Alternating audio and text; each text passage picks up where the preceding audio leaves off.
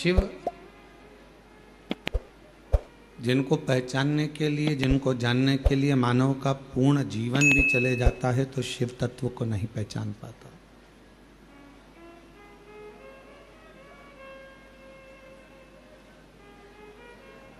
कोई यदि आपसे आकर कह दे कि मैं भगवान देवाधिदेव महादेव को, भगवान शंकर को, थोड़ा बाहर की आवाज बढ़ाओ, कोई आपसे आकर कह दे कि मैं भगवान शिव को पहचानता हूं या मैं भगवान शंकर को जानता हूं, बाहर बाहर, तो भगवान शिव को संत हो, साधु हो, सन्यासी हो, तपस्वी हो, साधक हो, उपासक हो, महात्मा हो, कोई नहीं जान सकता। शिव जी को स्वयं, भगवान देवाधिदेव महादेव को स्वयं परमात्मा भी जानने का प्रयास करते हैं तो नहीं जान पाते।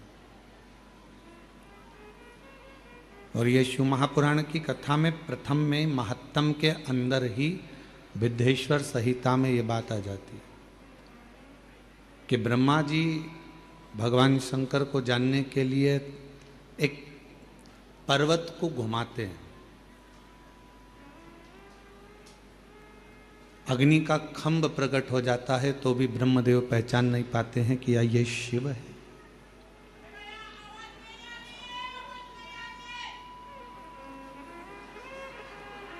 ऐसे ही मिलना चाहिए।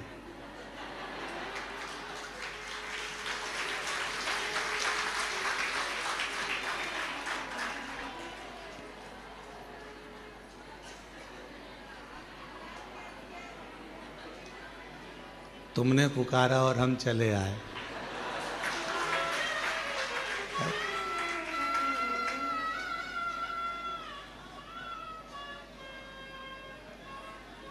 यदि कोई कहे आपसे कि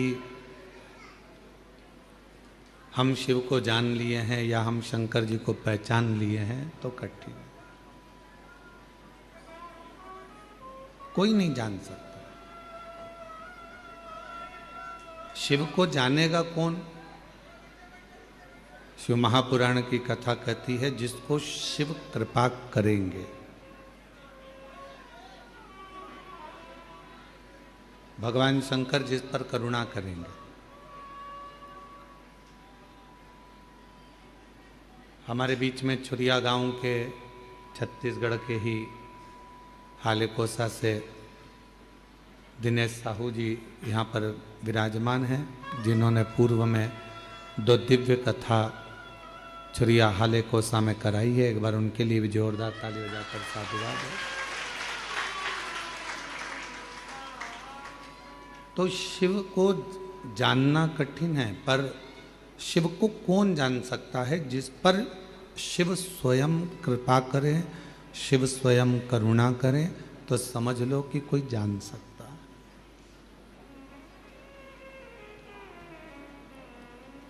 वन क्षेत्र में जब पांडव जा रहे थे वन के अंदर, तो भीम ने युधिष्ठिर से पूछा था कि शंकर जी को भजने का, शिव जी को जपने का, शंकर भगवान का भजन करने का, पूजन करने का, स्मरण करने का सही तरीका क्या है?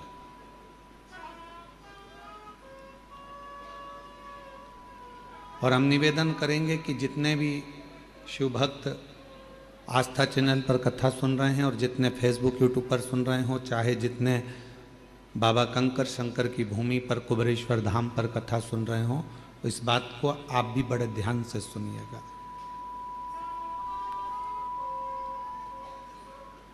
इस बात का स्मरण आप भी करिएगा। भीम ने युधिष्ठिर से पूछा, और भीम ने युधिष्ठिर से पूछा कि भगवान शिव को प्राप्त करने के लिए सबसे सुंदर पूजा का तरीका, अनुष्ठान का तरीका, साधना का तरीका कौन सा?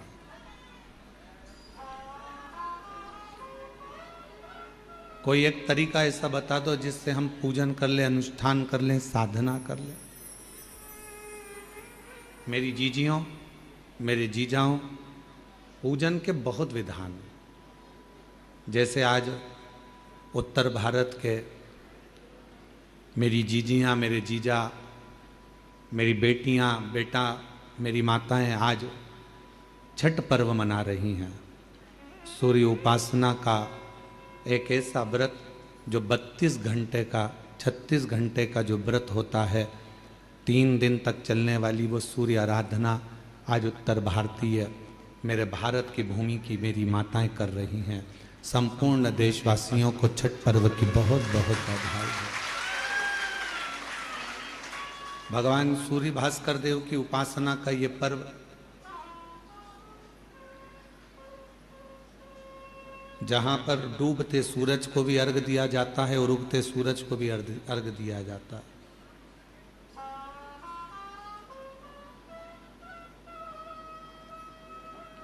जहाँ भगवान देवादिदेव महादेव की आराधना के साथ में सूर्य की आराधना का पर्व है, माँ छठ की आराधना का पर्व है। तो पूछा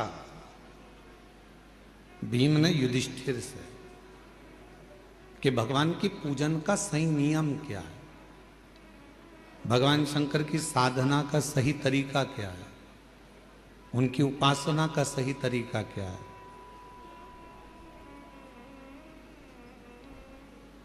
हम आपको बोले कि शिव जी को 1 लोटा जल चढ़ाओ, फिर ऐसा दूध चढ़ाना, फिर दूध के बाद जल चढ़ाना, जल के बाद फिर दही चढ़ाना, दही के बाद जल चढ़ाना, फिर आप मधु चढ़ाना, मधु के बाद फिर जल चढ़ाना, फिर आप शहद के बाद में घृत चढ़ाना, घृत के बाद फिर आप जल चढ़ाना, फिर आप शक्कर चढ़ाना, फिर उसके बाद जल चढ़ाना।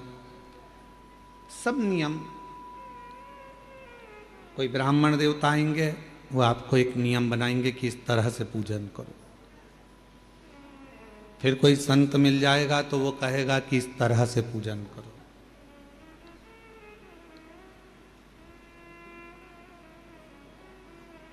फिर कोई महात्मा मिलेंगे, वो कहेंगे इस तरह से पूजन करो।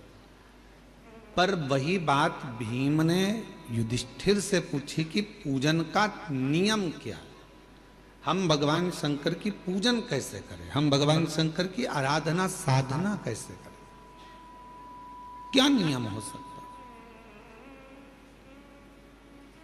अब यहां जितनी माताएं बैठी हैं, हम एक एक को खड़ा करके पूछे हैं कि तुम बताओ कि शिव जी की पूजन का नियम क्या है। तो हम दामोदर प्रसाद जी से पूछेंगे, वो अलग नियम बताएंगे, उनके बेटे से पूछेंगे तो वो अलग नियम बताएंगे, बहू से पूछेंगे वो अलग नियम बताएंगे। बोलो सही है कि गलत है। जितने मेरे बाहर जीजियाँ बैठी हैं, जीजा बैठे हैं, जितनी माताएं बैठी हैं, जितने बच्चे बैठे हैं, उनसे पूछेंगे क्यों शिव जी के मंदिर जाते हो, हाँ क्या नियम से पूजन करते हो, तो कहेंगे हम झाड़ू लगा देते हैं, पोछा लगा देते हैं, जल चढ़ाते हैं, बेलपत्र चढ़ाते हैं, ये करते हैं, वो करते हैं। सबका अपना अपना नियम है, सब अपना नियम बता। भीम ने भी युधिष्ठिर से पूछा कि शिव पूजन का नियम क्या है।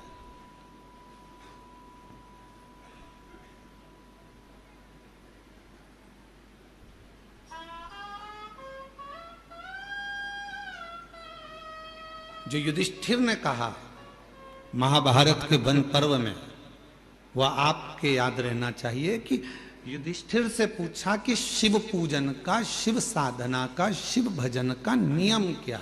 तो युधिष्ठिर ने कहा भीम, मन साफ हो, दृष्टि साफ हो,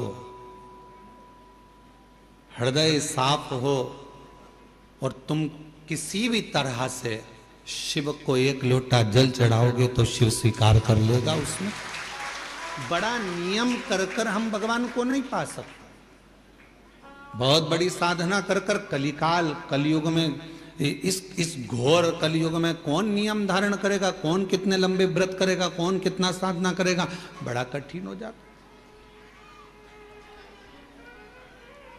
कौन नियम धारण कर सकता है, कौन साधना कर सकता है।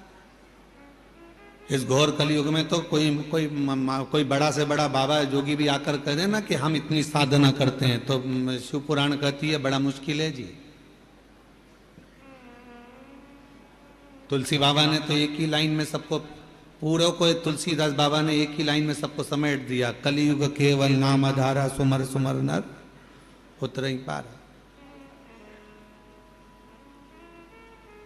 तुलसीदास बाबा को मालूम था कलयुग में बहुत सारे साधन बताएंगे, कोई इधर से आएगा ये बताएगा, कोई उधर से आएगा वो बताएगा, कोई कहेगा इसको भजो, कोई कहेगा उसको भजो, कोई कहेगा ऐसा करो, कोई कहेगा वैसा करो। तो तुलसीदास जी ने लिख दिया कि कलयुग केवल नाम धारा और सुमर सुमर नर उतर ही पार। तुलसी बाबा ने कह दिया कि नाम की आधारशिला रखो, तुम राम भजो, कृष्ण भजो, शिव भजो, जगदम्बा भजो, दत्त भजो, तुम्हारी मर्जी पड़े वो भजो, पर भजो तुम्हारा भगवान का मंत्र जाप, नाम जाप भजो, जपो।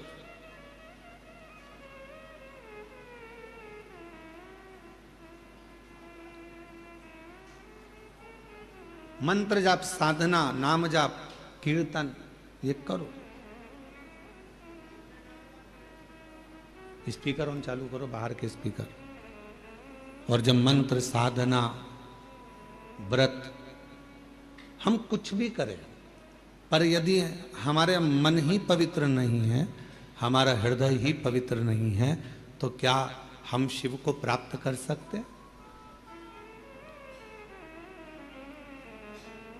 और मैंने तेरे ही भरोसे बाबा, तेरे ही भरोसे हवा बिच उड़ती जावांगी, बाबा डोर हथो छड़ी कटी जावांगी, भोले मैं तेरी पतंग, शंभू मैं तेरी पतंग, हवा बिच उड़ती जावांगी, बाबा डोर तो छड़ी नाम कटी जावांगी। शिव कथा कह रही है कि साधना में मन की पवित्रता होना चाहिए। बहुत लंबी पूजन जमाली हमारे पास, ये भी रखा है, ये भी रखा है, ये भी रखा है, ये भी रखा है, शिव जी को ये भी चढ़ाऊंगी, शंकर जी को ये भी चढ़ाऊंगी, शंकर जी को ये भी चढ़ाऊंगी, और मालूम पड़े मन शुद्ध नहीं है, मन का भाव शुद्ध नहीं है, तो परमात्मा कैसे मिलेगा?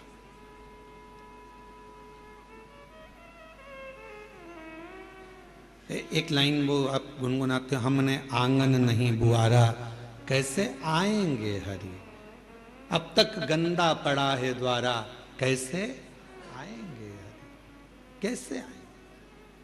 उनको बुलाने के लिए हमारे मन के मेल को बाहर करना है।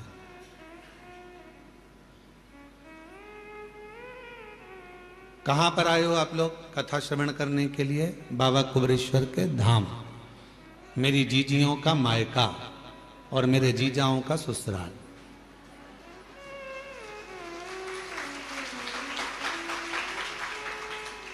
कभी आपने विचार करा कि सीहोर वाला महाराज हमेशा कहता है ये मेरी बहन जीजियों का मायका है और जितने पुरुष आते हैं उनका ससुराल है, ऐसा क्यों नाम रख दिया इस सीहोर का, इस कुबरेश्वर धाम का? बाकी के किसी धाम में तो ऐसा होता ही नहीं कि कोई रिश्ता होता है। किसी धाम में किसी का कोई रिश्ता बता दे कि हमारे काका जी वहां रहते हैं, मामा जी वहां रहते हैं, नाना जी वहां रहते हैं। केवल पूरी दुनिया में एक धाम है कुबरेश्वर धाम, जहाँ रिश्ता निभता है। जितनी मेरी बेटियां आती हैं, बहन आती हैं, माताएं आती हैं, उनका ये मायका है। और जितने पुरुष आते हैं, बच्चे आते हैं तो उनके नाना का घर है, और बड़े आते हैं तो उनका ससुराल है। तो ये एक परिवार। क्यों इस भूमि पर ऐसा क्यों है कि यहाँ संबंध है, रिश्ते हैं, नाते हैं? हमने आपका संबंध यहाँ कुबरेश्वर धाम से इसलिए जोड़ दिया क्योंकि जब भी बहन बेटी अपने मायके में जाती है तो मायके से जब भी आती है तो कुछ ना कुछ लेकर जरूर आती है। बोलो सही है कि गलत है? मायके से पिताजी भेजेंगे बेटी को तो भले एक बिस्कुट का पुड़ा दे दे, चाहे कुछ भी दे दे, एक साड़ी दे दे, नहीं दे तो 2 रुपया, 5 रुपया, 500 रुपया, 1000 रुपया दे, वो भी नहीं दे तो सामान फल फ्रूट मिठाई रखकर भेज देगी माँ बाप, पर कुछ ना कुछ दिए बिना बेटी को अपने घर से भेजते ही नहीं है। और दामाद अगर घर आता है और अगर नवासा घर आता है, नाना नानी के घर में अगर बच्चे आते हैं तो वो भी जाते हैं तो नानी नाना कुछ ना कुछ देकर भेजते हैं। जमाई आया तो उसको कुछ ना कुछ देकर भेजते हैं। इसलिए तो ये बहुत जरूरी है। और जो दामाद बहुत उद्दंडी होता है ना, बहुत लड़ता झगड़ता है बेटी से, तो उसको भी देकर भेजते हैं, उसको भी देकर भेजते हैं, भले गाली देकर भेजे पर भेजते तो है। भेजा तो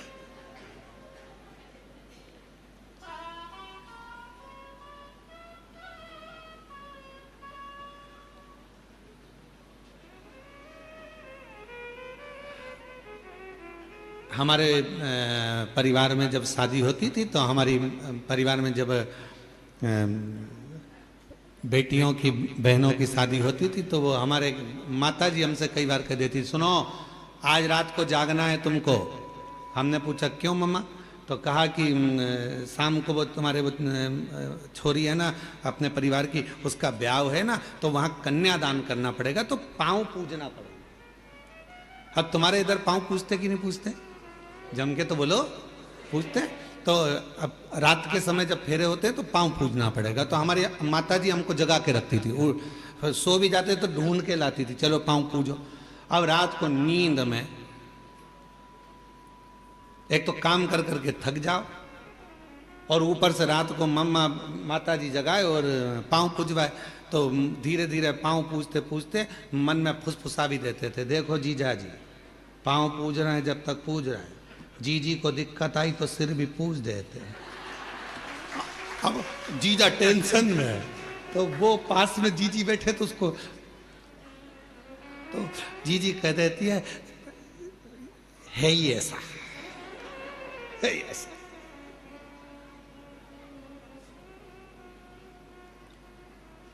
अब विचार सोच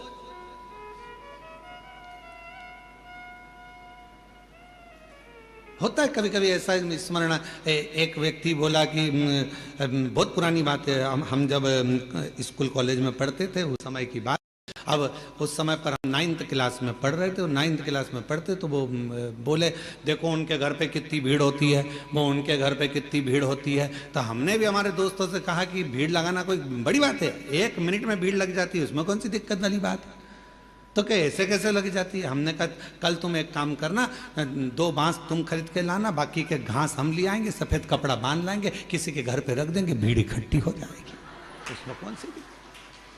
भीड़ इकट्ठी करना थोड़ी ना बड़ी बात। भीम ने पूछा युधिष्ठिर से कि शिव पूजन का विधान क्या है, भगवान को पूजने का विधान क्या? शिव महापुराण की कथा कहती है, महाभारत का वन पर्व कहता है, वन पर्व में लिखा है महाभारत के कि युधिष्ठिर कहते हैं भीम से कि जिस दिन तुम निर्मल हृदय से स्वच्छ मन से शंकर जी को यदि 1 लोटा जल चढ़ा दोगे या नहीं भी चढ़ाकर कहीं पर भी बैठकर पंचाक्षर मंत्र नमः शिवाय या षडाक्षर मंत्र ओम नमः शिवाय या श्री शिवाय नमस्तुभ्यम का जप कर लोगे, शिव तुम्हारे जप को स्वीकार कर लेगा और वर देकर चला जाएगा, तुम्हें वर प्राप्त हो जाएगा। अब तुमसे कोई कहे कि तुमने मंदिर में जाकर पूजन को ऊपर नीचे कर दिया, तुमने मंदिर में जाकर पहले दूध चढ़ा दिया, फिर जल चढ़ा दिया, उसके बाद में तुमने फिर कुछ चढ़ा दिया, पहले जल चढ़ाकर फिर तुमने बेलपत्र चढ़ा दी, इतने में किसी ने देख लिया, देखते से ही वो बोली तुमने तो गलत काम किया, पहले तो जल चढ़ना था फिर बेलपत्र चढ़ना थी, और तुमने बेलपत्र चढ़ा दी उसके बाद जल चढ़ा दिया, तुमने तो ऐसा कर दिया, तुमने तो चावल का दाना ऐसा चढ़ा दिया, तुमने तो वैसा कर दिया। उसको समझा कर कह देना, हजारों तरह के मनुष्य संसार में रहते हैं तो हजारों तरह की पूजा भी संसार में होती है। 33 कोटि देवताओं ने भगवान शंकर की आराधना 33 कोटि देवताओं ने 33 कोटि तरह से करी है।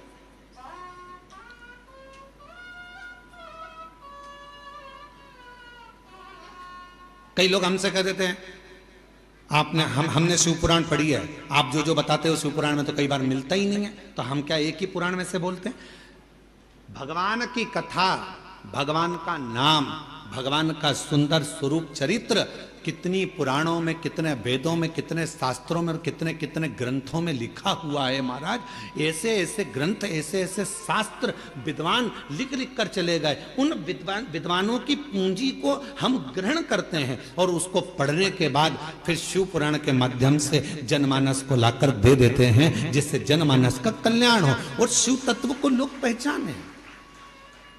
अब कोई कह दे कि हमने तो पढ़ा है, तो उनसे निवेदन कहेंगे 33 कोटि देवताओं ने 33 कोटि तरह से भगवान शिव की आराधना करी। सबका तरीका अलग था, सबका पूजन का विधान अलग था, सबका भजन करने का विधान अलग था। उसी तरह शंकर जी की पूजन के अनेकों अनेक विधान है, शिव जी को रिझाने के अनेक अनेक विधान है, बहुत विधान।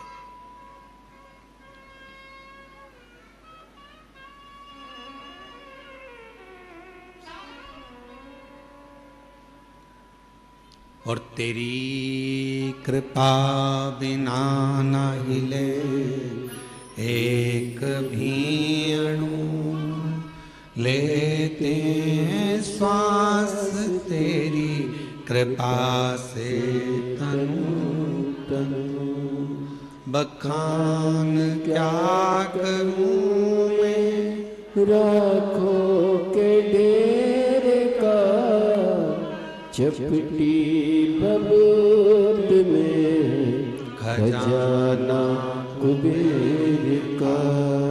हे गंगाधर मुक्ति द्वार ओंकार तू, भोले ओंकार तू। आयो शरण तिहारी शंभु तार तार तू। सबका विधान अपना,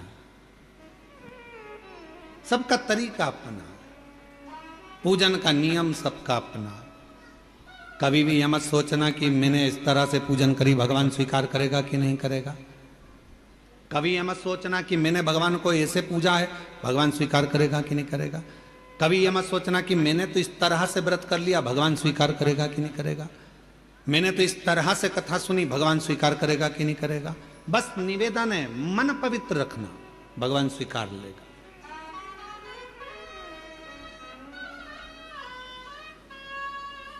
जब मन की पवित्रता होगी तो शिव उसको स्वीकारेगा, शंकर स्वीकारेंगे। और किसके पीछे शिव आते हैं, भगवान किसके पीछे आते हैं? तो कहा माल वाले के पीछे मानव आता है, मनुष्य आता है।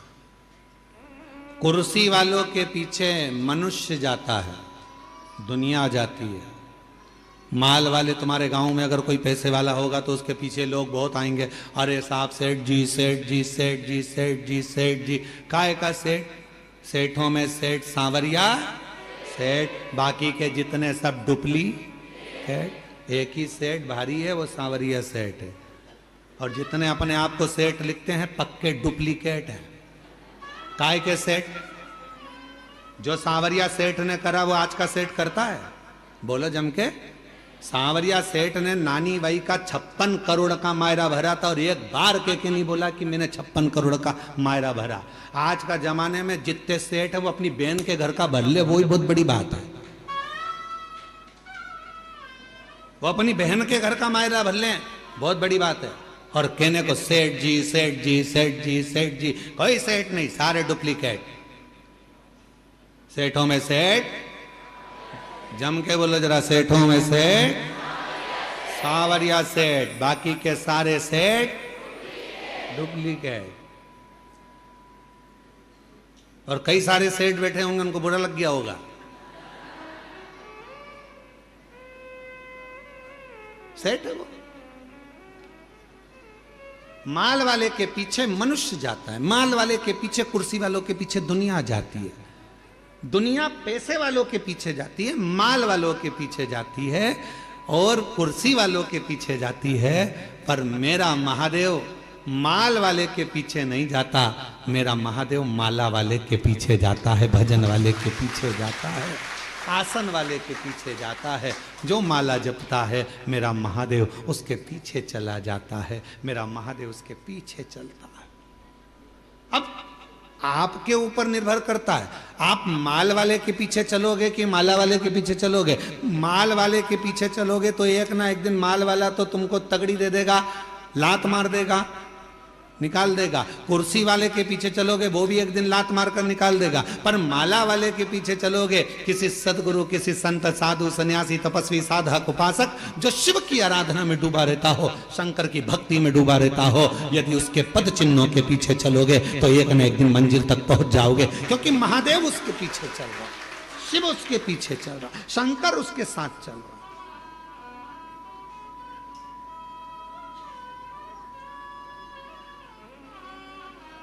उस महादेव की भक्ति में एक महिला ने पत्र लिखा, देखो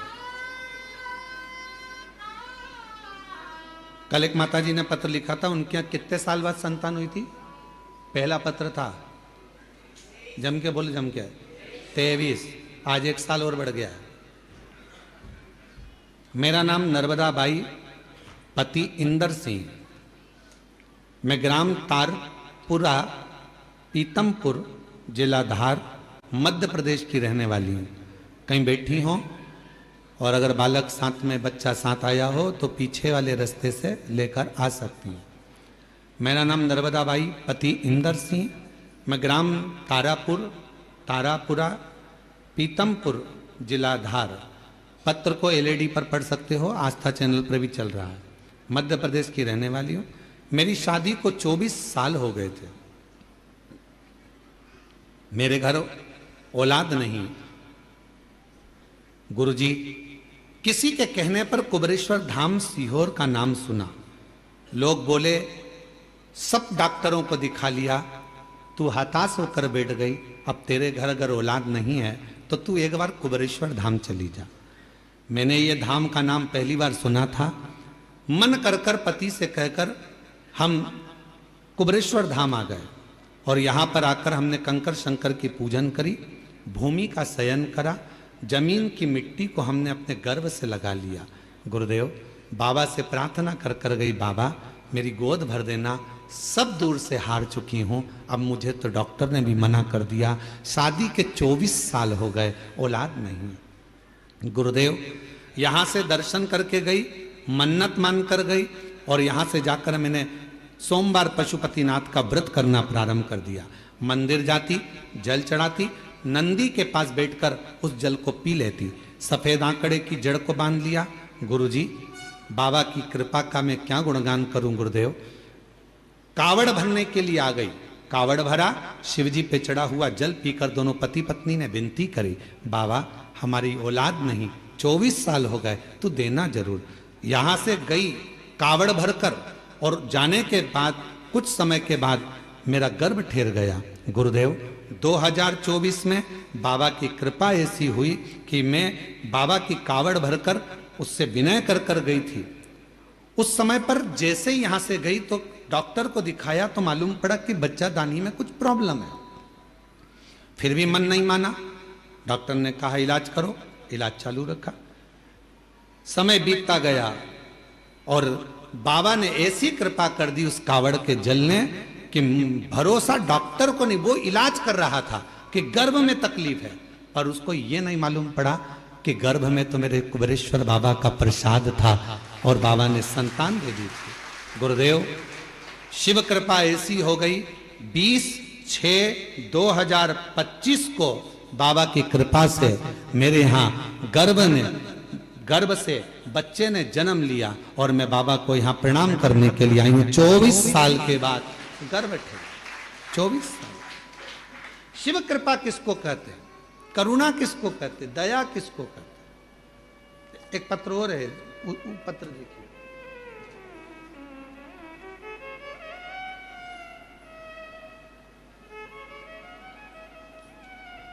मेरा नाम मीना लोधी, उम्र 35 वर्ष, मेरे पति भरत लोधी, कहीं बैठे हों, निवासी बंडा, जिला सागर, मध्य प्रदेश से हैं। अगर कहीं बैठे हों तो बच्चे को लेकर पीछे वाले रास्ते से आ सकते हैं। मीना लोधी, पति भरत लोधी, निवासी बंडा, जिला सागर। हमारी शादी 2006 में हुई थी। 18 वर्ष शादी के हो गए थे गुरुदेव। संतान का सुख नहीं था। डॉक्टरों को दिखाया तो डॉक्टरों ने मना कर दिया कि तुम्हें औलाद नहीं होगी। हम ऐसा, अब जरा पत्र को देखिएगा, तंत्र मंत्र विद्या, दुनिया के सारे उपाय और दुनिया की सारी पूजा, दुनिया का सारा डॉक्टर दिखा लिया, पर औलाद का सुख नहीं आया। तब आखिरी में लोग ताने देने लगे। तानों से इतना परेशान हो गई कि गुरुजी, मैंने पूरा विचार बना लिया कि अब मैं स्वयं मर जाऊंगी, प्राण त्याग दूंगी। जिस दिन मैंने प्राण त्यागने का विचार किया, सबसे पहले मैंने एक काम किया कि मरना है, पहले एक बार भगवान के सामने जाकर नमन कर लूं। और शिव जी के मंदिर में पहुंची पहली बार जिंदगी में। मैं कभी शंकर के मंदिर नहीं गई थी, पर प्राण त्यागने से पहले मैं शिव जी के मंदिर पहुंच गई। और मंदिर में जाकर मैंने प्रणाम किया, झोली पसार कर बाबा से कहा, तू औलाद नहीं दे रहा तो मैं मर रही हूं। ऐसा कही रही थी। एक माता जी पीछे से आती हैं मंदिर में, और वो मंदिर में आकर कहती हैं कि इतना फूट फूट कर तू क्यों रो रही है। महिला बड़ी उम्र की थी, शिव भक्त थी। उन्होंने मुझे कहा, एक काम कर, तू कुबरेश्वर धाम चली जा, वहां शिव महापुराण की कथा मिल जाए, सुन ले, ना जा सके तो टीवी पर सुन ले। मैंने उससे कहा कि मेरे घर ना तो मोबाइल है ना टीवी है, मैं कैसे सुनूं। दूसरे के घर उसके कहने पर कथा सुनने गई। मरने का प्लान चेंज, मरने का प्लान चेंज। उसके कहने पर पड़ोसी के घर कथा सुनने गई। 3-4 बार गई पड़ोसी के यहाँ कथा सुनने के लिए, तो उनका मुख फूलने लगा। एक दिन कथा में आपने कहा था कि शिव को जल चढ़ाते समय जब आप कुछ मांगोगे तो बाबा देगा। सबसे पहले मैं भूल गई कि बच्चा चाहिए, सबसे पहले मैंने टीवी और मोबाइल मांग लिया। और बाबा से मैंने केवल टीवी और मोबाइल मांगा, और बाबा ने ऐसी कृपा करी, 20 दिन निकले और मेरे पति मेरे लिए मोबाइल भी लाए और टीवी भी लाकर रख दी। अब मैं घर पर कथा सुनने लगी, आसन लगाकर बैठ जाती, कथा श्रवण करती, भगवान से प्रार्थना करती, और बाबा ऐसी कृपा हो गई, आंकड़े की जड़ का प्रयोग करा। अब तो मेरे शिव जी पर भरोसा हो गया। रोज मंदिर में पोछा लगाती, बाबा से विनती करती, मुझे संतान का सुख दे दो। बाबा ने मेरी सारी समस्या का हल, एक लोटा जल। और शिव जी की कृपा से 18 साल के बाद, बाबा की कृपा से 11 दिसंबर 2024 को 18 वर्ष के बाद मेरे घर में बाबा ने संतान दे दी। ये शिव कृपा, ये शंकर। एक लाइन अच्छी है, गुनगुनाते।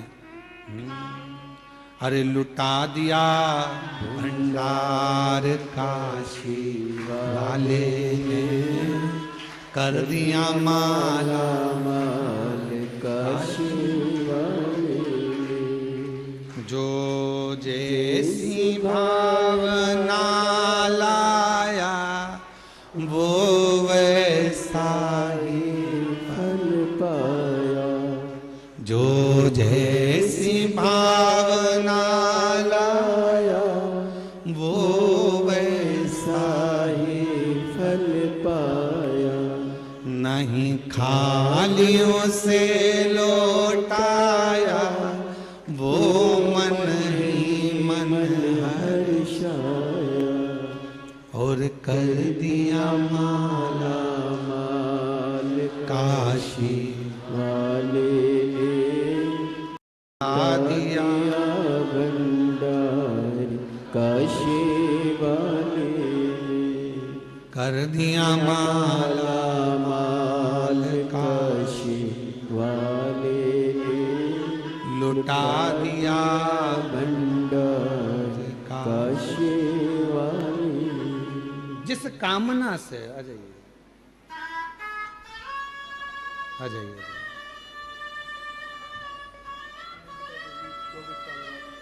24 साल के बाद बच्चा हुआ है, एक बार जोरदार ताली।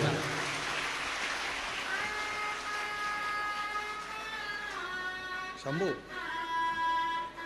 शंभू जो शंभू जिस भावना शंभू लाया वो वैसा ही फल पाया। जोरदार ताली बजाओ। 24 साल के बाद हुआ। खाने से लौटाया वो मन ही मन हर्षाया। रोते नहीं, खुश हो जाओ, बाबा दे दिया ना, रोते नहीं, खुश खुश हो। काशी वाले ने लुटा दिया भंडार, काशी वाले ने लुटा दिया भंडार, काशी वाले ने लुटा दिया भंडार, काशी वाले ने कर दिया माला माल, काशी वाले ने लुटा दिया भंडार, काशी वाले। ले आओ ले आओ, ले आइए।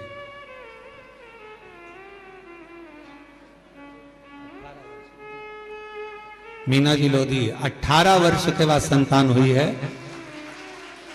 बाबा ने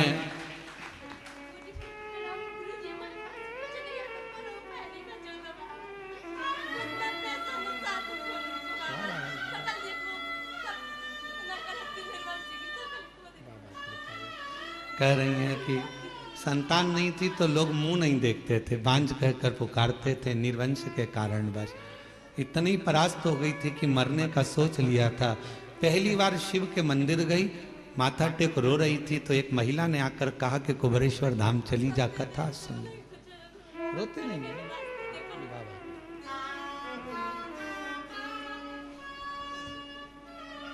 शंभो शंभो शंभो।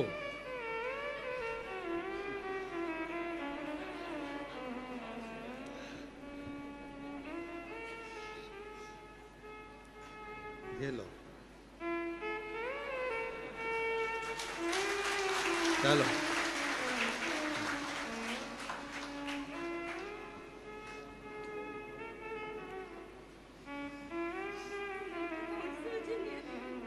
रोते नहीं, अब तो खुश हो जा, बाबा दे दिया, खूब आनंद में आयो।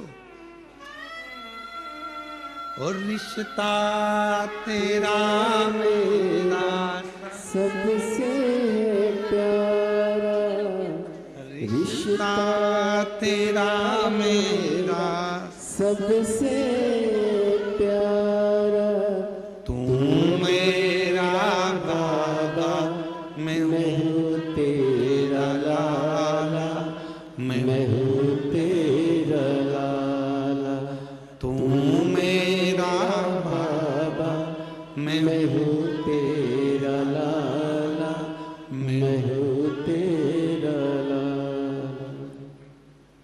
माल वाले के पीछे मत चलना, वो कभी भी लात मार देगा।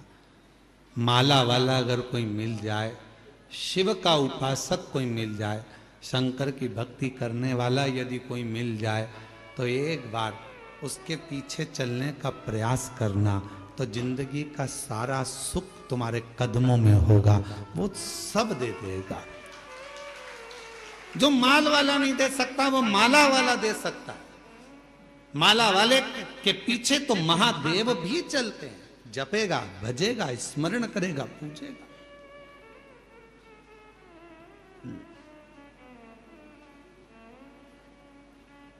आज पूरी दुनिया,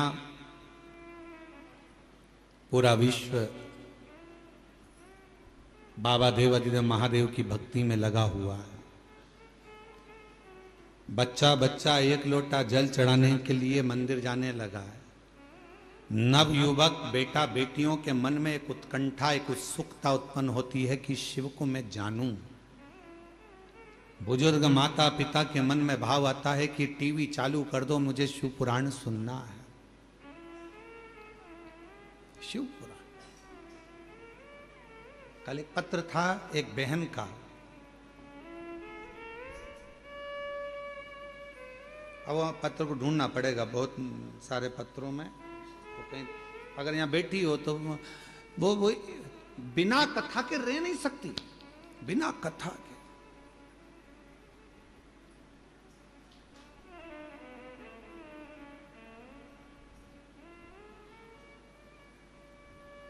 गाड़ी, बंगला, जमीन, जायदाद सब शिवजी ने उसको दे दी। उससे पूछा जाए कि तुझे कहां से मिला, तो कहे शंकर जी के दरवाजे से, नहीं तो मेरे तो शून्य थी, शून्य थी। कथा नहीं सुनती तो बुखार आ जाता।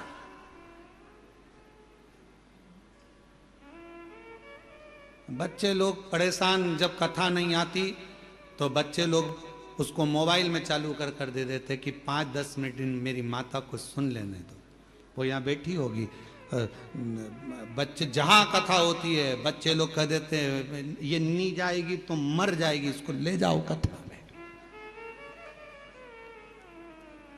बच्चे लेकर आते हैं, बाबा ने दे दिया, सब भंडार भर दिया। अब दिल शिव से लग गया, कुछ सूझता नहीं है। वो फिर वही वाली बात आ गई कि मैं हूं प्रेम रोगी, मेरी दवा तो करा, जाओ जाओ जाओ काशी वाले को बुला, मैं हूं शिव रोगी। ये मुझे रोग लगा है भगवान की अविरल भक्ति का, भजन का, कथा का, स्मरण का। दामोदर प्रसाद जी कथा करवा रहे, दामोदर प्रसाद जी के वहाँ जब कथा का क्रम जब वहाँ नहीं हो पाई तो इनके मन में था कथा कैसे होगी, कैसे होगी, वहाँ परमिशन नहीं, ये नहीं हो रहा, वो नहीं हो रहा। आखिरी में ललकता दामोदर प्रसाद साहू जी के मन में थी, तो धनोरा से भगवान शिव ने इनके मन की बात को जान लिया। शायद धनोरा वासी बड़े किस्मत वाले होंगे जो आज शिव महापुराण की कथा के यजमान बनकर कथा का रस तत्व ग्रहण कर रहे। ये शिव तत्व है, ये भगवान की अविरल भक्ति है।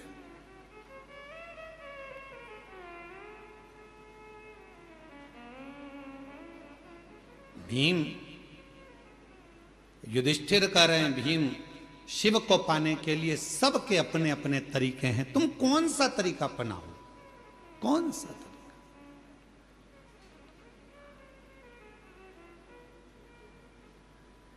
हमने कथा में कहा था 2 परीक्षा होती है, एक होती है लिखित परीक्षा, एक होती है जम के बोलो मौखिक परीक्षा। लिखित परीक्षा में थोड़ी बहुत नकल हो सकती है, पर मौखिक परीक्षा में नकल होगी क्या? बैठे हो सामने, परीक्षा लेने वाला सामने बैठा है, चल ये क्वेश्चन है, इसका उत्तर दे। रामू के काका की काकी का मायका कहां था बता, चक्कर खा गया।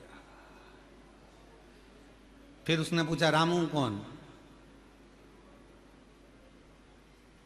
फिर उसने और प्रश्न करे तो ऑफिसर ने कह दिया प्रश्न मैं करूंगा कि तू करेगा, जल्दी बोल। उत्तर नहीं।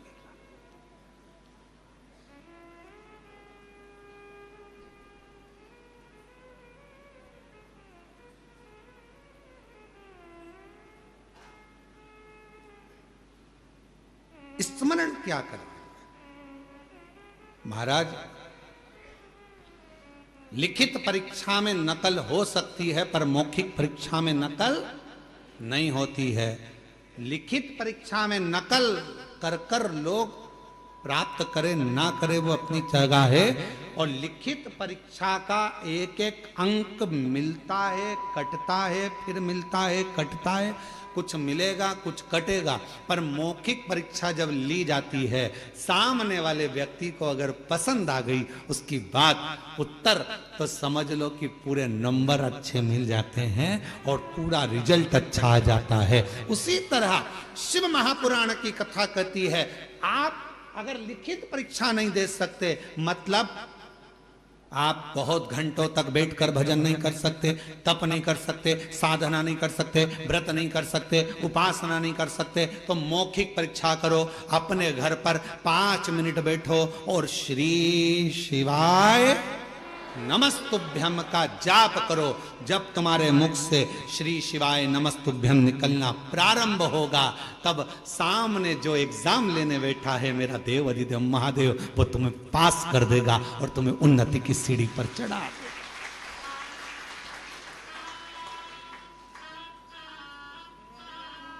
श्री शिवाय नमस्तु श्री शिवाय नमस्तु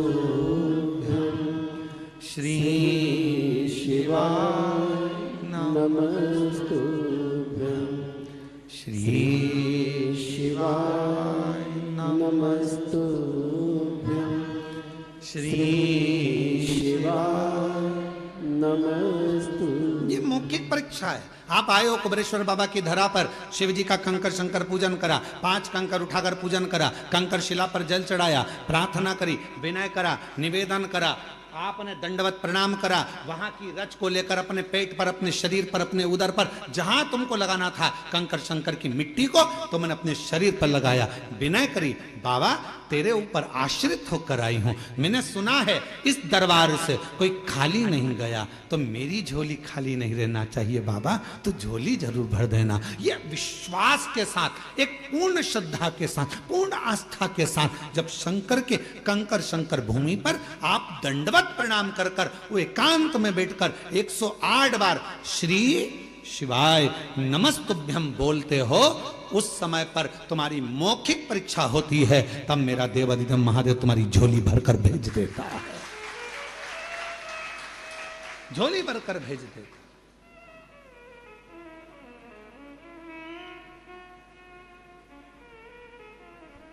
तेरे दरबार की बाबा निराली शान देखी है, तेरे दरबार की बाबा निराली शान देखी है, तुझे देते नहीं देखा पर झोली भरी, मुख दुनिया मोड़ेगी बाबा तू मुखड़ा मुख दुनिया मोड़ेगी बाबा तू मुखड़ा हे भीम, भगवान शिव को रिझाने के तो 33 कोटि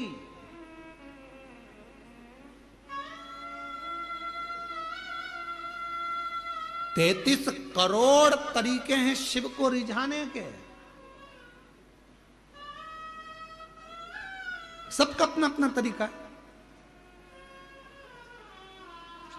कोई कहेगा ओम नमः शिवाय बोलो, कोई कहेगा नमः शिवाय बोलो, कोई कहेगा ये बोलो, कोई कहेगा वो बोलो, कोई कहेगा श्री शिवाय नमस्तुभ्यं, कोई कहेगा राम बोलो, कोई कहेगा ओम नमः भगवते वासुदेवाय बोलो, वो कोई कहेगा कृष्ण बोलो, कोई कहेगा दत्त बोलो, कोई कहेगा, सबका अपना। 33 कोटि देवता हैं तो 33 कोटि तरीके शंकर को रिझाने के हैं, 33 कोटि तरीके से शिव का पूजन होता है। हजारों, मध्य प्रदेश में पूजन का तरीका अलग होगा तो छत्तीसगढ़ में पूजन का तरीका अलग होगा, गुजरात में पूजन का तरीका, सबका तरीका अलग है। भगवान परंतु एक ही भाषा जानता है, वो प्रेम की भाषा, तरीका कोई सा भी।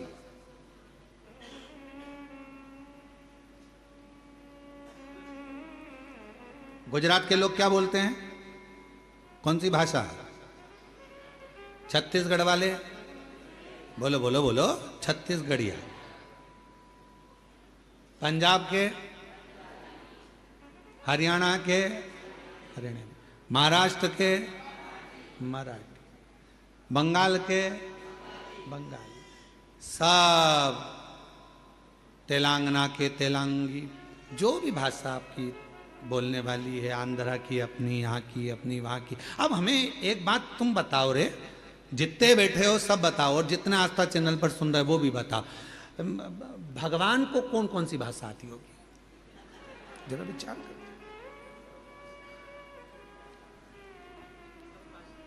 बोलो बोलो बोलो, जम के बोलो जरा, भगवान को कौन कौन सी भाषा आती होगी? पृथ्वी पर यह भाषा क्या भगवान ने बनाई कि तुम मराठी बोलना, तुम गुजराती बोलना, तुम ये बोलना, तुम ये बोलना, तुम वो बोलना? भगवान केवल एक भाषा जानता है। चींटी भी रोती है तो वो आंसू पोंछने आता है, हाथी भी पुकारता है तो गरुड़ छोड़ कर आता है, और जब एक मछली को भी दर्द होता है तो वो तड़प कर दौड़ पड़ता है। जीव जंतु पशु पक्षी जानवर मनुष्य सबकी एक भाषा भगवान ने जानी है, वो है उसकी प्रेम की भाषा। जब वो भगवान को हृदय से पुकारता है वो आता। अब तुम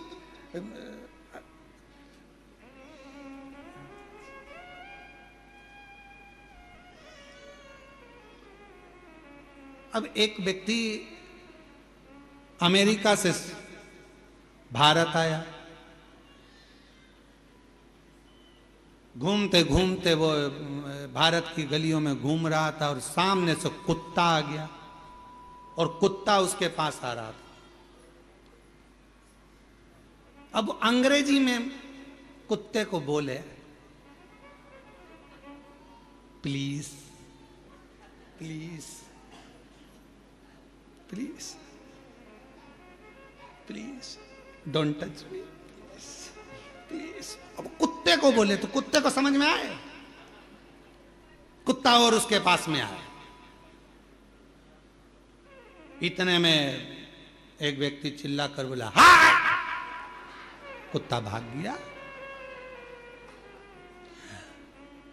कुत्ता अंग्रेजी नहीं समझता, कुत्ता मराठी नहीं समझता, कुत्ता गुजराती नहीं समझता। कुत्ता केवल ये समझता है कि मुझे किसने रोटी दी है, कौन प्रेम से मुझे पाल रहा है, कौन मुझसे लाड़ लड़ा रहा है, कौन मुझसे प्यार कर रहा है। कुत्ता उसकी भाषा समझता है और उसके पीछे पीछे दौड़ता है। उसको नहीं आता, उसको नहीं समझना,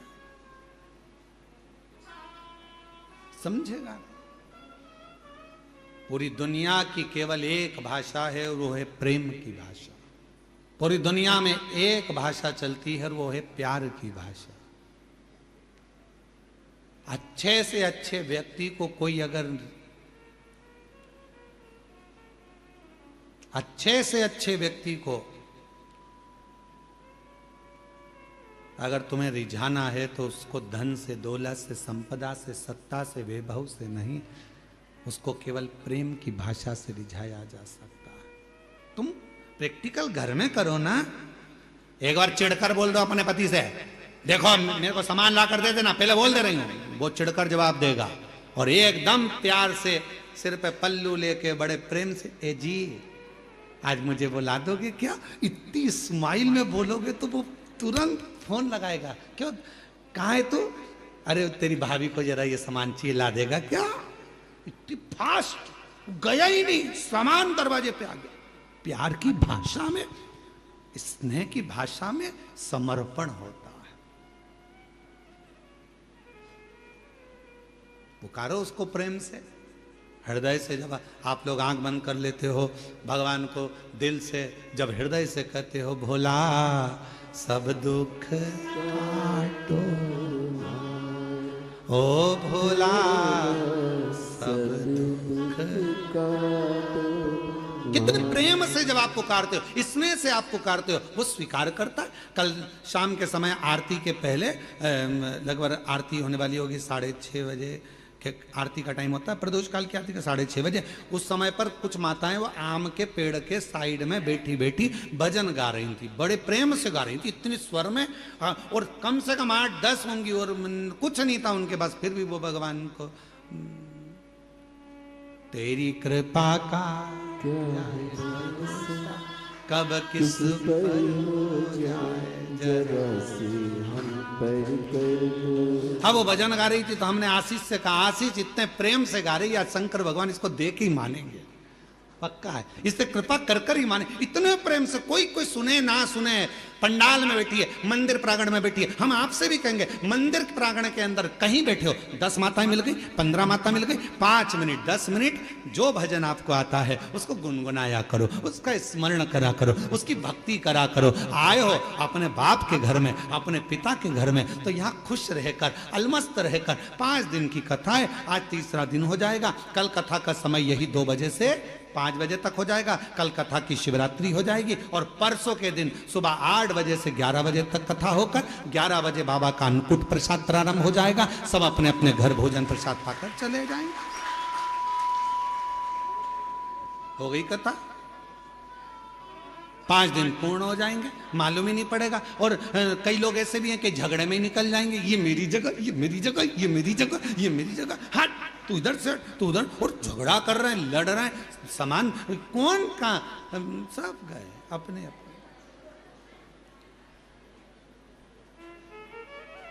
इसलिए निवेदन है शिव महापुराण की कथा, भगवान प्रेम की भाषा जानता है, प्रेम दीजिए।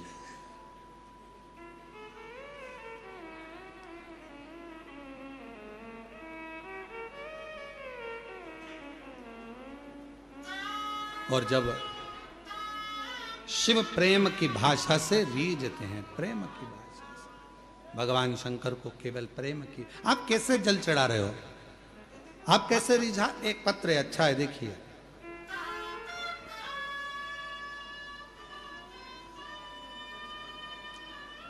दीपिका भट्ट, मेरा निवास का पता है जूही सफेद कॉलोनी 85/3 कानपुर उत्तर प्रदेश की रहने वाली हैं। कहीं बैठी हो तो पीछे वाले जो रास्ता है वहां से आकर एक बेलपत्र ले सकती हैं।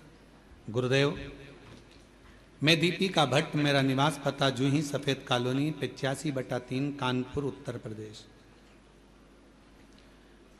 13 साल तक मेरे घर में संतान नहीं हुई गुरुदेव, और 13 साल शादी के हो चुके थे, संतान का सुख नहीं था। तब एक दिन रिमोट से टीवी चालू कर रही थी और इतने में आपकी कथा आ रही थी। थोड़ी देर मेरा मन कथा में लगा। उसी दिन आपने तुम रुका जी का सफेद आंकड़े की जड़ का प्रयोग बताया, मैंने वो करा। गुरुदेव, पशुपतिनाथ का व्रत किया, एक बार नहीं 2 से 3 बार करा। तब बाबा कुबेर भंडारी की कृपा से मेरे 2023 में बाबा ने ऐसी कृपा कर दी गुरुदेव कि 13 साल के बाद बाबा की कृपा से मेरे घर में 13 वर्ष के बाद 2023 में संतान की प्राप्ति हो गई। मैं बाबा को प्रणाम करने के लिए यहाँ आई हूं।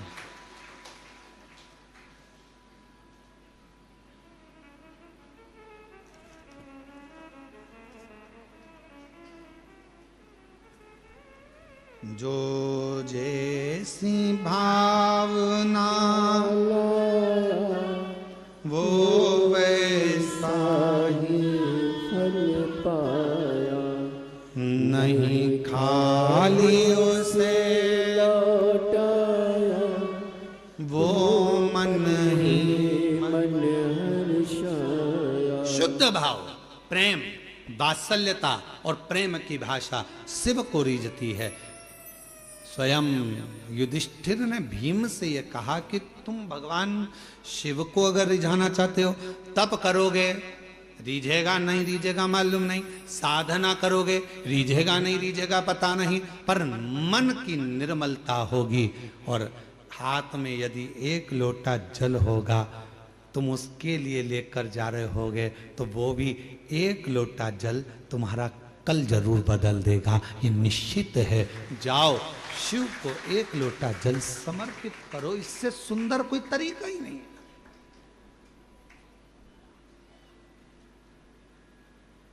इससे सुंदर तरीका क्या हो सकता? और आप सबसे निवेदन करें, फिर निवेदन कर रहे हैं, माल वाले के पीछे नहीं, माला वाले के पीछे चलो, भजन के पीछे, स्मरण के पीछे, भक्ति के पीछे।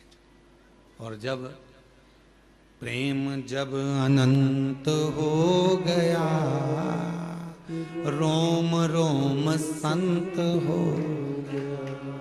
प्रेम जब अनंत हो गया, रोम रोम संत हो। जब प्रेम बढ़ जाता है, स्नेह बढ़ जाता है, तब परमात्मा मिल जाता है। संत केवल कपड़े बदलने से संत नहीं हो जाता, बहुत सारा तिलक लगा लिया तो संत नहीं हो जाता, लंबे लंबे बाल बढ़ा लिए तो संत नहीं हो जाता, पूरे चेहरे पर चंदन पोत लिया उससे कोई संत नहीं हो जाता, बहुत सारी माला पहन ली उससे कोई संत नहीं हो जाता, अपने कपड़े को चेंज कर लिया उससे संत नहीं हो जाता। कपड़ा बदलने से कभी भगवान नहीं मिलता, कलेजा बदलने से महादेव मिल जाता है, कपड़े से नहीं मिला है।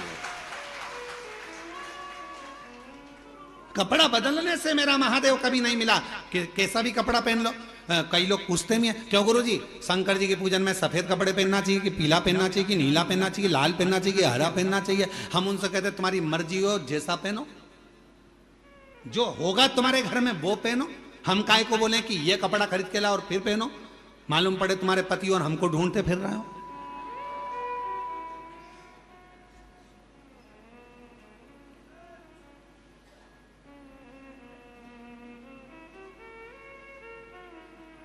अब एक व्यक्ति की वीडियो आई, शायद वो सोशल मीडिया पे भी डली होगी। एक व्यक्ति की वीडियो आई और नीचे लिख के भेज दिया, गुरुजी तुम्हारे कहने पे पेड़ पे चढ़ा। अब वो व्यक्ति बेलपत्री के पेड़ पे चढ़ गया, उतर रहा था, मालूम पड़े चड्डा पहना था और वो बेलपत्री के पेड़ पे चढ़ा और उतरते उतरते खूंटे में उसका चड्डा फंस गया। अब वो ओंधा नीचे लटका, चड्डा ऊपर लटका। अब उसके घर के लोगों ने देखो तुम्हारे कहने पर वो बेलपत्री के पेड़। सीहोर वाले महाराज ने एक बार भी अपनी कथा में नहीं किया कि तुम बेलपत्री के पेड़ पे चढ़ो। बोलो बोलो, बोला क्या? वो पीछे वालों बोलो बोलो, बोला कभी?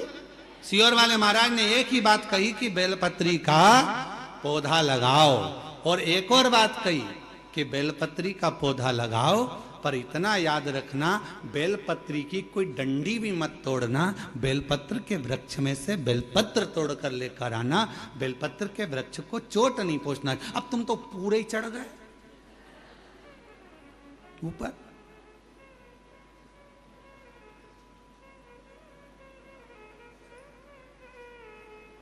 अगर होगी ना हमारे पास में वीडियो, तो हम कल तुमको पूरी मीडिया को दिखाएंगे, ठीक है? जितने लोग ब्रेक हैं वो नीचे लिखा गुरुजी तुमने, हमने फिर कह रहे हैं ये नहीं कहता। आजकल सीहोर वाले गुरुजी की वॉइस कैच करी जाती है और गुरुजी जैसा बोलते हैं तो गुरुजी का तो फोटो लगा दिया जाता है। वो कौन सा जमाना है रे? एआई का जमाना। तो वो गुरुजी का फोटो लगा देते हैं और आवाज गुरुजी की निकाल के ना जाने कौन सी एआई आई, ऐसी बाई ना जाने कहां से आई, वह एआई। तो उसने गुरुजी की आवाज नोट कर ली और फोटो गुरुजी का और बोल वो देते हैं, आज गुरुजी ने ऐसा बताया, ये चढ़ाना वो चढ़ाना। हमारा निवेदन है तुम किसी के चक्कर में मत पड़ना। सीहोर वाले महाराज की ओरिजिनल वीडियो तुम्हारे पास हो तो स्वीकार करना, हमारी सोशल मीडिया पे डली हो उसमें से निकालना। त्योहार पाता है तो हमारी सोशल मीडिया पे हम वीडियो जरूर डालते हैं, उसमें से निकाल कर फिर उसको सुनना कि गुरुजी ने बोला कि नहीं बोला। नहीं तो आजकल तो चेहरा लगा लगा के लोग नया नया काम कर रहे। तुम्हारी पहचान की अगर ये आई बाई कहीं मिल जाए तो सीहोर जरूर लेकर आओ, तो उससे पूजन कर। कहां ढूंढो? हम तो चलते हैं। शिव तत्व को प्राप्त करिए, भगवान शंकर की आराधना करिए, शिव बाबा को केवल प्रेम के भाव से। कोई कहे कपड़ा बदल लो, नहीं कलेजा बदल लो। कोई कहे ये लगा लो, कोई कहे वह लगा लो, कोई कहे ऐसा करना पड़ेगा, शिव की आराधना करना है तो इतना व्रत करना पड़ेगा, इतनी साधना करना पड़ेगी। उससे कह दो हमें कुछ नहीं आता, हमें तो एक चीज आती है, मुख से कहेंगे श्री शिवाय नमस्तुभ्यम और सवेरे भरेंगे एक लोटा जल, इसके सिवाय हमें कुछ नहीं आता। बोल बम का नारा है, बस इतने में कल्याण तुम हो गया काम। और कभी कभी जोरदार तरीके से हार, बस। तुम्हें बोलने के लिए मना नहीं है। हाँ, हम पहले जो नहीं बोलता था तो हम मुख से कहते थे बोलना चाहिए, दोनों हाथ उठाकर हार हार। पहले हमारी आदत थी, हम ऐसा बोलते थे कि दीन बंधु दयालु दया कीजिए, जो हर हर महादेव नहीं बोले उसको उठा लीजिए। परंतु हमने बोलना बंद कर दिया, क्योंकि कई लोग हेडफोन लगा के गाड़ी में चलते हैं, बाइक चला रहे होते हैं, तो वो उन्होंने पत्र लिखा, गुरुजी तुम बोलते हो कि दोनों हाथ उठाकर हर हर महादेव बोलो, नहीं तो भगवान उठा लेगा, तो हमको गाड़ी खड़ी करना पड़ता है, बीच चौराहे पे हर हर बोलना पड़ता है, तो आसपास वाले चक्कर खा जाते हैं, इसको कहीं मिर्गी का दौरा तो नहीं आ गया। तो तुम्हारे इनके चक्कर में हमने ऐसा बोलना बंद कर, पर तुम बीच बीच में बोल सकते हो हर बाबा का नाम पुकारो, तो ये दिल से पुकारो, प्रेम, करुणा, वात्सल्य, स्नेह शिव को प्रिय है। और जब ये मिल जाता है तो मेरा ओ घरदानी हो के नंदी पैसा काशी नगरी से आया है मेरा भोलेनाथ, सुन के भक्तों की पुकार हो गए नंदी पे सवार, काशी नगरी से आए है मेरे भोलेनाथ, सुन के भक्तों की पुकार। हो गए नंदी पे सवार, काशी नगरी से आए है मेरे भोलेनाथ, सुन के भक्तों की पुकार। हो गए नंदी पे सवार, काशी नगरी से आए है मेरे भोलेनाथ।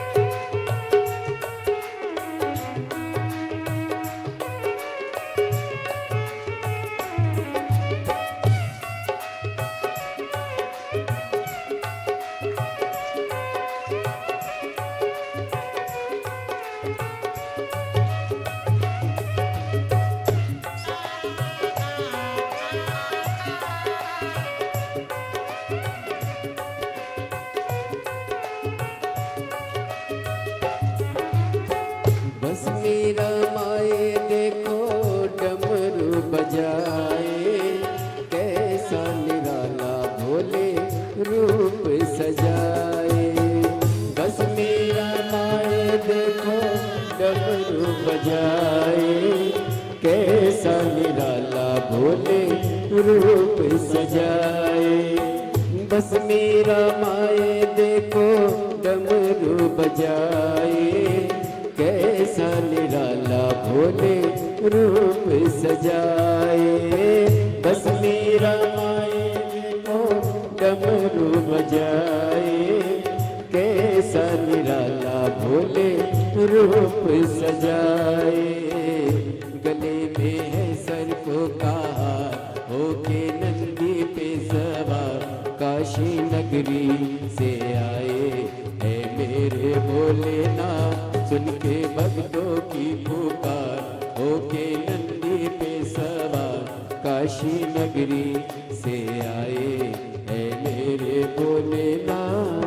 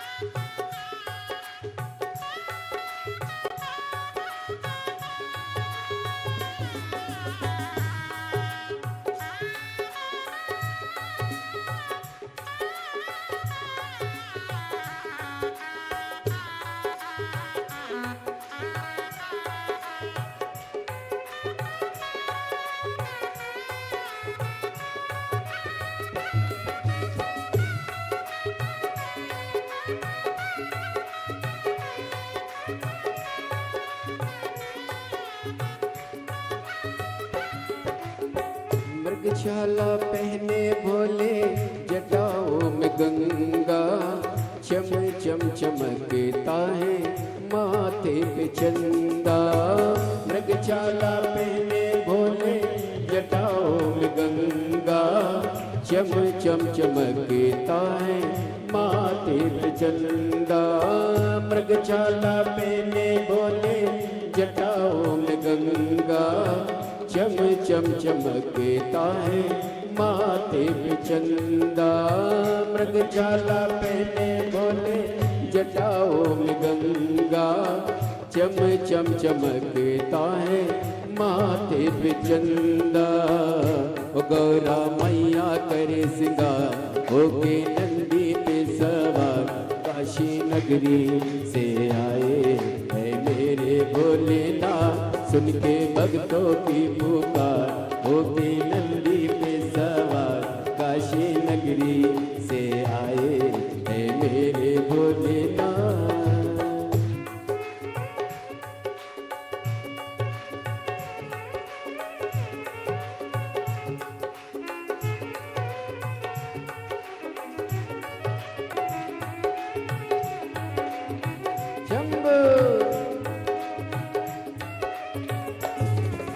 भोले शंभो।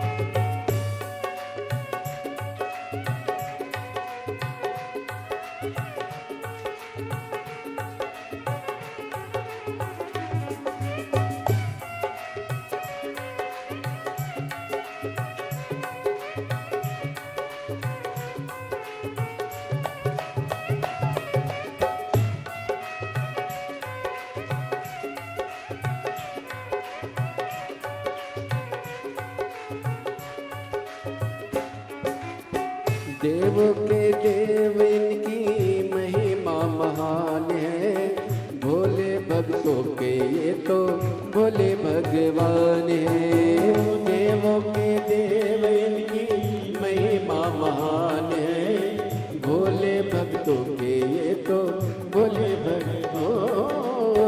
देवों के देव इनकी महिमा महान है, भोले भक्तों के ये तो भोले भगवान है। देवों के देव इनकी महिमा महान है, भोले भक्तों के ये तो भोले भगवान है। करने भक्तों का उद्धार होके नंदी पे सवार, काशी नगरी से आए है मेरे भोलेनाथ। सुन के भक्तों की पुकार होके नंदी पे सवार, काशी नगरी से आए है मेरे भोलेनाथ।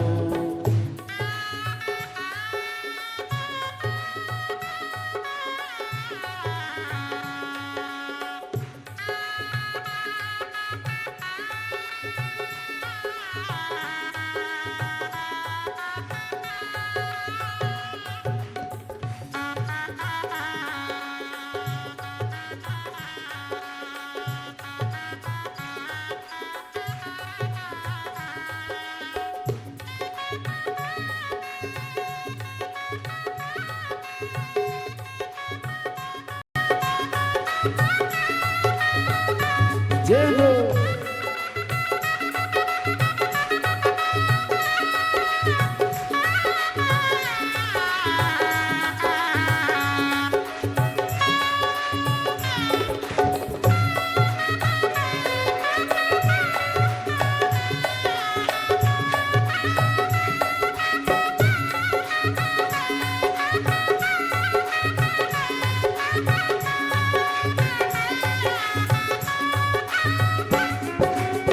बस मेरा माए देखो डमरू बजाए, कैसा निराला निराला भोले रूप सजाए।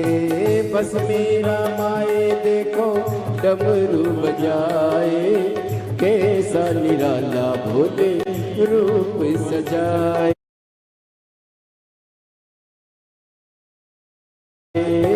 बस मेरा माए देखो डमरू बजाए, कैसा निराला भोले रूप सजाए। बस मेरा माए देखो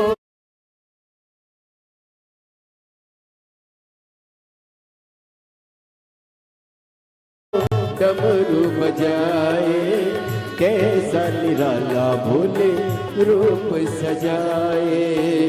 गले में है सर्पों का होके नंदी पे सवा, काशी नगरी से आए है मेरे भोलेनाथ। सुन के भक्तों की पुकार होके नंदी पे सवा, काशी नगरी से आए है मेरे भोलेनाथ। सुन के भक्तों की पुकार होके नंदी पे सवा, काशी नगरी से आए